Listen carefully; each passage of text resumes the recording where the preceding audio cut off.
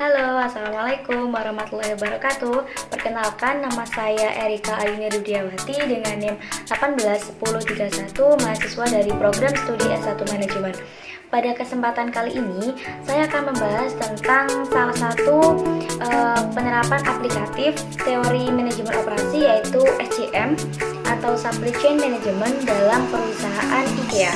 Nah, untuk itu sebelum kita membahas lebih lanjut bagaimana penerapan SCM atau Supply Chain Management pada perusahaan IKEA, alangkah lebih baik kalau kita terlebih dahulu tahu apa itu SCM atau Supply Chain Management, lalu bagaimana tujuan dan juga manfaatnya seperti apa.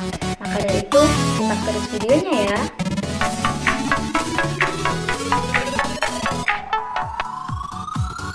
Oke, langsung saja. Mungkin kita sudah sering ya mendengar kata SCM atau Supply Chain Management, baik itu dari buku manajemen, dari koran, buletin, atau bahkan dari sebuah diskusi-diskusi. Nah, sebenarnya apa sih SCM atau Supply Chain Management itu? Nah, jadi SCM atau Supply Chain Management adalah suatu mekanisme penghubung dari yang melibatkan semua pihak yang bertugas untuk mengkonversikan bahan-bahan mentah menjadi barang jadi yang kemudian nantinya didistribusikan kepada pelanggan atau kepada konsumennya. Nah, jadi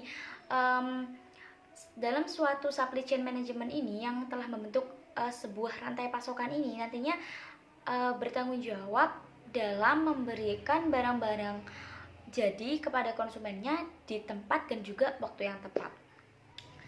Nah, baik, yang pertama kita langsung saja bahas tentang tujuan dari SCM atau tujuan dari Supply Chain Management.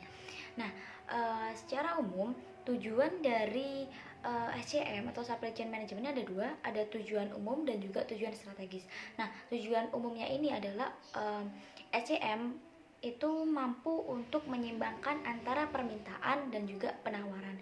Nah, agar ketika sebuah perusahaan ini memproduksi suatu barang, itu terjadi keefisienan, tidak terlalu berlebihan atau tidak kekurangan barang jadi, sehingga penjualan mereka itu bisa terus berkelanjutan. Nah, lalu yang kedua yaitu tujuan strategis. Nah, tujuan strategis ini adalah bagaimana dengan SCM itu perusahaan mampu untuk memenangkan persaingan di pasar yang ketat. Nah, memenangkan persaingan yang ketat ini perusahaan nantinya harus mampu memberikan suatu barang atau produk dengan harga yang murah, berkualitas, dan juga distribusi yang lancar seperti itu. Nah, oke, selanjutnya yaitu manfaat dari SCM atau Supply Chain Management. Nah, sebenarnya terdapat banyak sekali manfaat dari penerapan SCM ini. Tapi pada kesempatan kali ini saya akan membahas 3 manfaat dari penerapan SCM atau Supply Chain Management ini. Yang pertama yaitu kepuasan pelanggan.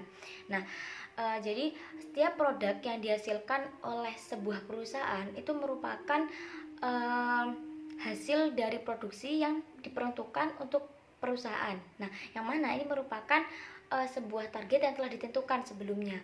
Nah, jadi ketika pelanggan membeli atau menggunakan produk dari perusahaan tersebut dan merasa puas, otomatis ini merupakan salah satu pencapaian yang perusahaan terima atau perusahaan peroleh. Nah, jadi ketika pelanggan atau konsumen ini merasa puas, maka hal ini nantinya akan meningkatkan tingkat loyalitas pelanggan atau konsumen terhadap produk yang perusahaan tersebut hasilkan.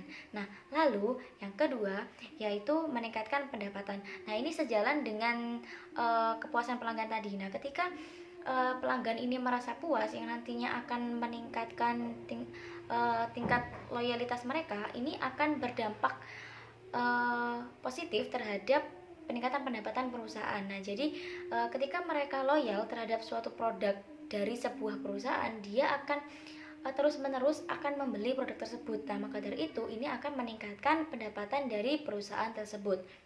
Nah, lalu yang ketiga yaitu menurunnya biaya. Nah, ketika SCM ini diterapkan, maka Ini dapat menekan biaya karena itu tadi SCM dapat menyeimbangkan antara permintaan dan juga penawaran. Nah, jadi dengan adanya penerapan SCM ini, perusahaan bisa lebih memperhitungkan dengan efektif dan efisien antara produk yang akan diproduksi atau produk yang akan didistribusikan kepada pelanggannya.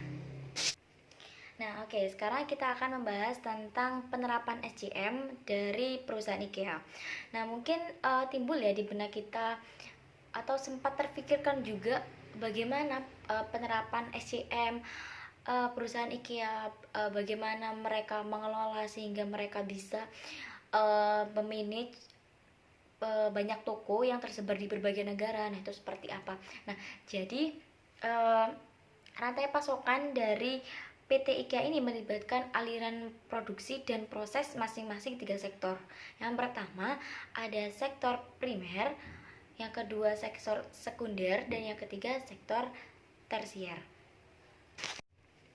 Nah, oke, sekarang kita akan membahas tentang penerapan SCM dari perusahaan IKEA.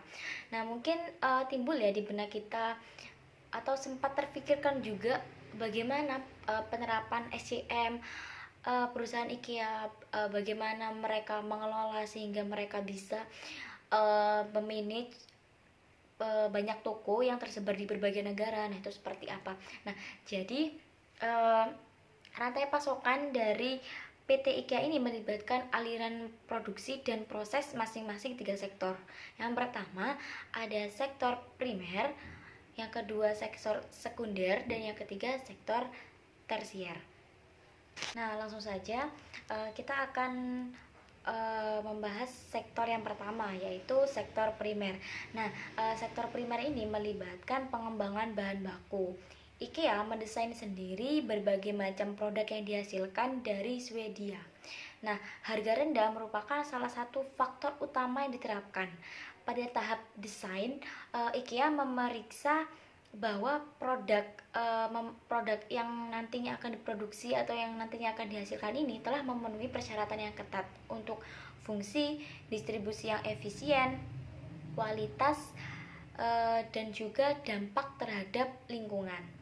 Nah, untuk bahan baku itu sendiri, IKEA memperoleh kurang lebih dari 1.300 pemasok yang tersebar di 50 negara yang semuanya ini menggunakan sejumlah kantor pelayanan perdagangan di seluruh dunia.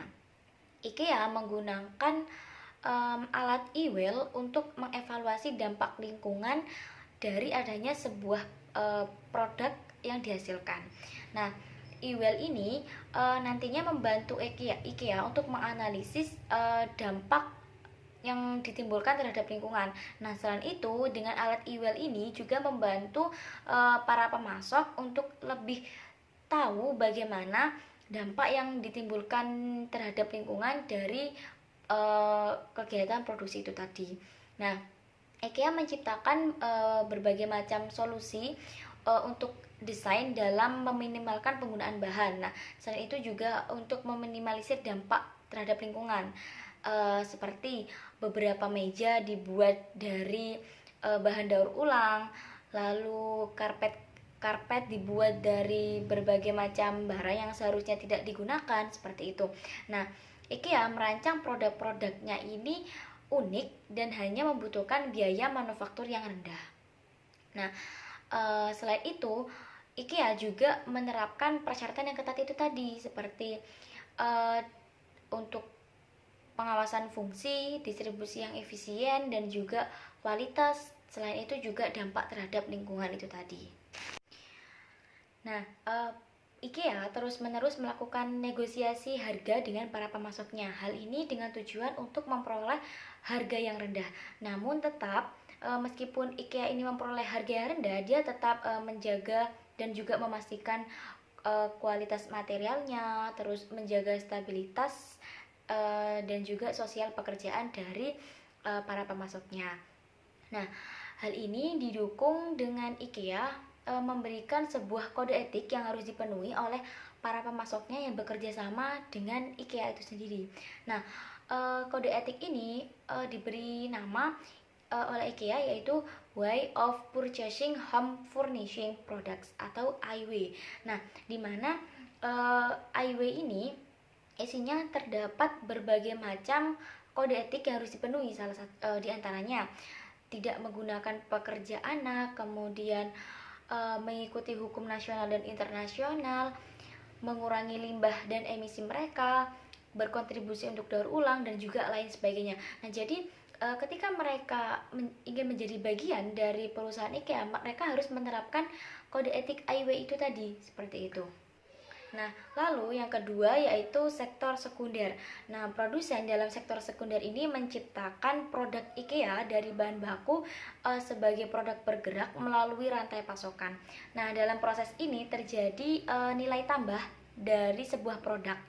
Nah, sebagai contoh, IKEA menggunakan bahan pengisi sarang lebah kertas sebagai bahan bukan kayu solid untuk bagian dalam sebuah meja, seperti itu.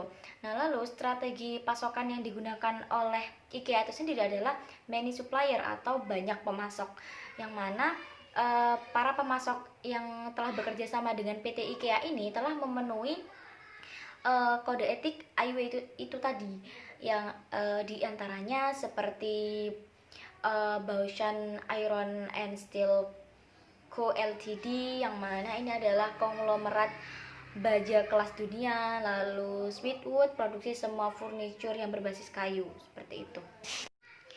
Nah, lalu yang ketiga adalah sektor tersier. Nah, yang mana sektor tersier ini adalah sektor yang mengkombinasikan antara retail dan gudang. Nah, jadi di sektor tersier ini adalah sektor terakhir, yang mana di sektor tersier ini IKEA mulai mendistribusikan atau menjual berbagai macam produk yang sudah dihasilkan di gerainya atau di tokonya. Jadi di sektor tersier ini nantinya produk-produk yang dihasilkan oleh PT IKEA ini disusun di rak-rak yang sudah tersusun dengan rapi, sehingga konsumen atau pelanggan bisa mengambil sendiri berbagai macam produk yang mereka butuhkan. Oke, sekian pembahasan dari penerapan aplikatif Supply Chain Management atau SCM dari perusahaan IKEA. Kurang lebihnya mohon maaf. Wassalamualaikum warahmatullahi wabarakatuh.